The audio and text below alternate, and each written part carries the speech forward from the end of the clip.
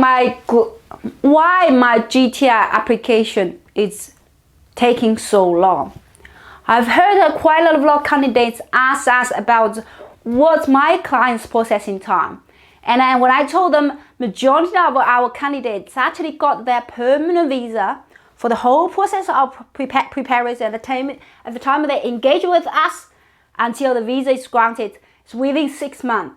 And it really surprised to them because a lot of people, when they submit EOI, they haven't got feedback with a 12-month or 10-month, a very long time.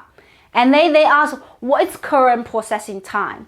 And why my EOI taking too long? What's the problem? We haven't got feedback. Nobody communicate during that 10-month period. What is going on? So why the processing time is really long? Okay, that's something that you want to consider why. And then what else you can actually help yourself to progress further. Obviously, we are not saying 100% everybody got there. Some of the applications take a lot longer, a little bit longer than someone else. And it can be some situations, I don't know, perhaps you already lodged your EOI and then you are not aware. Or you lodged EOI first and it was rejected, and the second EOI did not provide something like material difference, right? It does affect. So I'll just outline a few of them. First, why processing time is very long? First of all, it is about on the actual policy, they have put category in each processing time. Okay, the category. First category will be someone who's received a job offer with a high income. Okay, first category. Now, if you not receive, well, let's say this, majority of our candidates did not receive that at the time they apply because it's hard, it's not easy. So job offer with high income promise, now they will be processed first. Okay, they will be processed first. And second, another line with the candidate from Hong Kong and all candidate hold British overseas passport, they will be processed faster as well. And so this is about category. So your category, your category is not prioritized category. Okay, you don't have a job offer.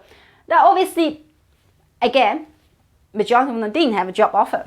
Another one will be your category of you don't have high income job now. Okay, you don't have a high income job. So high income job. So this is the job now. You don't have it. A third one category will be you really did not demonstrate, even you don't have a high income paid job now, you're able to attract high income paid in the future. You have not addressed that. Okay, so however, if you haven't addressed this, so we only have 3 categories and you have not addressed any of them, so you want the immigration, the process, how this is going to happen, right? So you're going to think about that, okay, in terms of category, job, and then your potential in Australia. That's one element, category. Another element is about what you did in the past. I realize that's one thing people missed, and I always did wrong. It's they lodge EOI themselves. That's fundamentally wrong in doing things like that. Fundamentally wrong. If you lodge your EOI yourself, it means you're never able to fully express yourself in your EOI. 100%. Why? Because you don't know the policy. You don't know your work, your own. But you think that, oh, there's a form, that means just write down this and fill out, attach, hit the button, submit, and then you still think it's going to be all right. And I spent like years studying this, and your preparation compared to my preparation of immigration application is going to be 100%. And you don't even understand that, so you just submit it yourself. Okay, so that's fundamentally wrong by submitting yourself. You want to find an immigration expert to handle your case, because you are specialized what you do. Someone else specialized what they do. You know what you do, but you don't know how to express what you do. Application, it's about how to express, putting something in order to really express what you do in a kind of immigration system, recognized system, right? You want to do that. So another error, people, it's they DIY it. Okay, they DIY it. DIY always make mistakes. I have a lot of people approach us. Sometimes I can rescue them. Sometimes I can rescue them. I can give you an example. One candidate submits the EOI. At the time they submit EOI with normally it's a New Zealand citizen, not an eligible New Zealand citizen. That's totally different definition. It was under impression that normally it would be okay. And then he got invitation at the time. And then he not lodged a visa application. And then visa team saying, okay, hey, your normally is not eligible New Zealand citizen. And then he tried to argue. We did try to argue. And then department sent him a letter saying, I'm going to refuse your visa. Why? Because at the time of application, your normally is not eligible New Zealand citizen. Not eligible New Zealand citizen. So I'm going to refuse you. Tell me why I should not. Eventually we rescue him because a lot of work behind that. But he was really lucky because he has colleagues who were our clients who got permanent visa really fast. So we know how to do things really fast. They will only provide very short amount of time really to respond this. If we cannot answer the question, got refused, then that's it. Yeah, that's it. So sometimes you can, because you don't think clearly, just yourself, especially for your immigration application, you don't ask anyone. And you make fundamental problem and thinking about, oh, this is going to be okay. You want someone to really check your case, really someone who's third party with a professional eye, really check your material. So DIY can make a lot of fundamental problem. If you don't know me at the time or you don't have a connection or their colleagues not with us, then that's a problem, right? Another person who just DIY, another candidate, lots of candidates, they DIY, they think, well, their colleagues got it. So they DIY the whole application themselves. Or, they ask their friends to provide the checklist we provide to them. Because for all applications, we provide them checklists. We provide templates, right? We provide lots and lots of work. Really done for your services, all inclusive. And then instead of engaging with me, they ask them, friend, give me a template. And they provide template. They don't know the template itself. It's ever evolving. Right? I have various templates. Nowadays, I create template all the times. That template used, it's actually 6 months ago. We no longer use it. And that person just simply copy and paste. Copy and paste with something. If you want to do it yourself, I just thought, oh my God, if you want to do it, just, analyze your expertise. Don't copy and paste because that thing, what I wrote for another candidate, his expertise in that area, and you're not writing a thing. So DIY can have a huge problem of that. And an immigration, minister told us as well in a conference, really, if you can't engage with an immigration expert, you not deserve to come to Australia. Why? Because you don't believe our system. You don't believe that someone is actually professional, trained to work this professionally. And then you try to, and especially in the case of, because you don't know the system, you don't know the change. So you just do whatever you think is due, and then your documents not organized and low quality of document being provided, and you talk various things, just not focused. It is really time consuming for people like case officer processing applications all the time. It's feel tired, they can't make decision what they do. You can't force people to read your information. That is really difficult to understand. You can't. So what they do is just don't do anything. Wait, because, well, this is really low quality application. Well, really low quality. What do you want me to do? Isn't it? It's just very hard. So DIY is a major issue of lots of people got locked back or never got processing, case officer working on a file. That's very huge problem here. Another problem is their profile is not ready. Now, obviously, I always encourage people to do whatever things you do.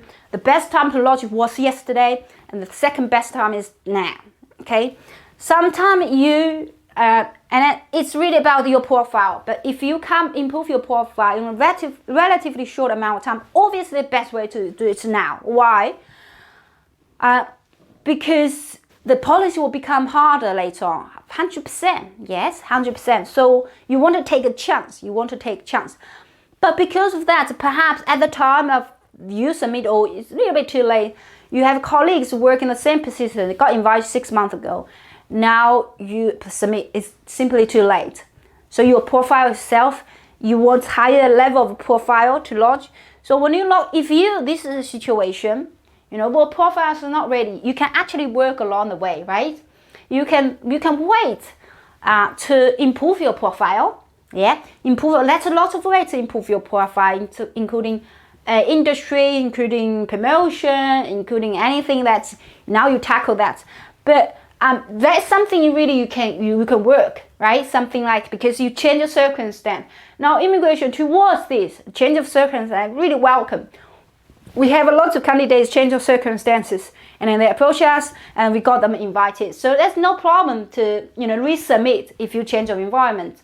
Why? Because everybody has a fair chance, isn't it? And if you change the circumstance fundamentally change your material difference, now department should consider, because it's your right to be considered under the GTR. Everybody should have a fair right to be considered with the program.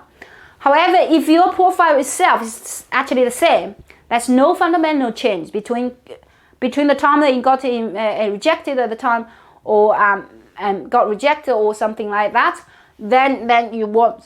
Yeah, that won't make any difference. That if there's no material difference, the result won't be different. Now, if your profile is not strong enough at the time of lodgement or the time of processing, because you might lodge last year and you haven't got invited, but then during the period of your lodgement compared to current, more competitors come in, other people come in to lodge down. Your profile become not strong enough. When you lodge it, yes, but your case was not picked up because of some reasons. Some reasons you provide poor quality of applications, on categories not right, and by the time now your profile become not very strong. So that is the reason your processing time is really slow and it takes really long time.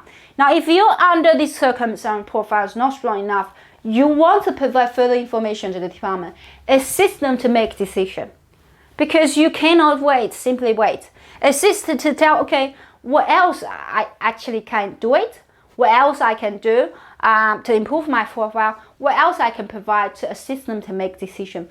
Has something changed since the time of lodgement? Can I help them to really, can I ask them to give me an allocation? We actually have candidates working in Malaysia, I don't know which country, Indonesia or Egypt. Their income is really low, and obviously in terms of category, they won't be processed very soon.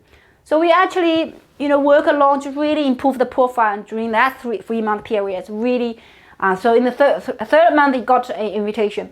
We still, and then they kind of say, can I ask feedback?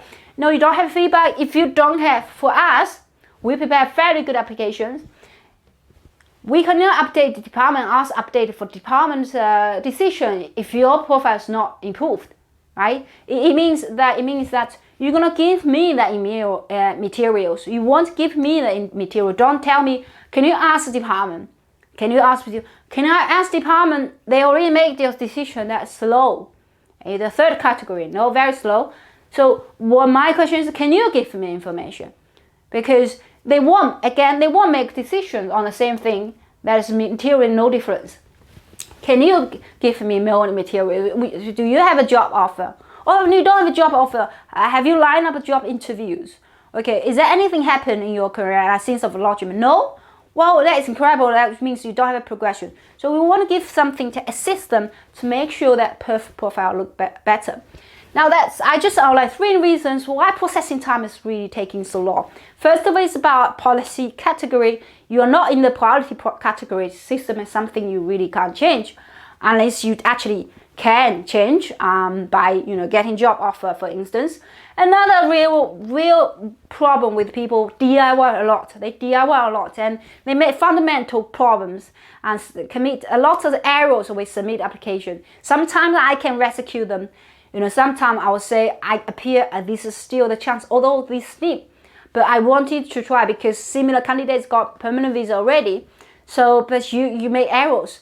I'm trying my best to really rescue you. Sometimes really can't. I will decline them because they make mistakes. Really, you can't just say one thing at a time and then say another thing on the next one. Just being dishonest. They feel you're dishonest. So DIY is a huge problem. A third one is your profile that is not strong. After a few months, more people come in and they have better profile. The work you can do really about to, provide better profile, provide further information. I hope this one help you. If you have any problem, questions, or encounter any problem, please send us email below. We do a free assessment, but when you do assessment, most time I ask you whether you lodge EOI or not, and we will need to see whether we have scope to help you. And thank you very much. Do not forget to subscribe our channel. I'll see you next time. Bye.